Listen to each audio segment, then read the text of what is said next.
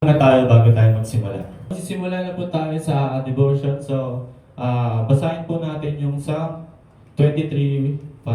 Yan. Pinaganda mo ako ng salo-salo na nakikita pa nitong mga kalaban ko. Sa aking ulo, langis ay binubuo sa aking saro. Pagpapala ay lubos-lubos. So, amen church, no? So, ang nais na ipaamin sa akin ng verse na ito, na ang Diyos ay nagbibigay hindi lamang ng sapat, kundi umaapaw na biyaya. Amen ba yun, church? So, kahit sa gitna ng pagsubok, nananatili ang kanyang pag-aaruga at pasensya. Presensya. Amen po ba, church? Sorry po. So, kapag siya ang ating pastor, ang ating puso ay napupuno ng kapayapaan at pasasalamat dahil alam nating hindi niya tayo papababayaan.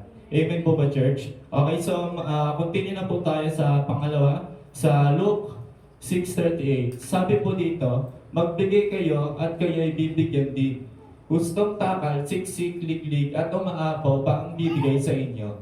Sapagkat ang panukat na ginagamit ninyo sa iba ay siya rin gagamitin panukat sa inyo. Amen po, church. So, ang pinaparating po nito ay ang overflow ay hindi lamang tinatanggap kundi ipinapasa rin.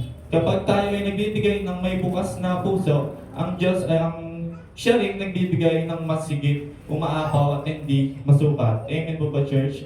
So, ang biyaya ng Diyos ay dumadaloy sa mga taong marunong magbahagi. So, kapag tayo po ay marunong magbahagi ng blessing ng Panginoon, tayo po talaga yung pinapapala niya, no? Na sobra-sobra pa.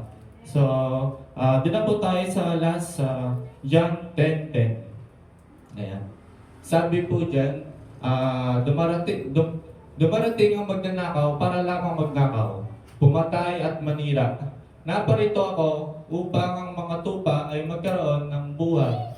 Buhay na masaganang lubos. So sinasabi po dito na pinapaalalahanan tayo ni Jesus na ang tunay na overflow ay hindi lang material kundi sa isang buhay na puspos ng pag-asa, layunin at kagalaan. Amen po ba, church? Na kapag hinayaan natin mamuno si Kristo sa ating buhay, mararanasan natin ang isang buhay na tunay na umaapaw. Amen po ba, church? So magkukuntiin na po tayo sa conclusion. Sinasabi po dito na pinapakita ng talatang ito na ang Diyos ng overflow, hindi lang sapat kundi higit pa sa ating kailangan.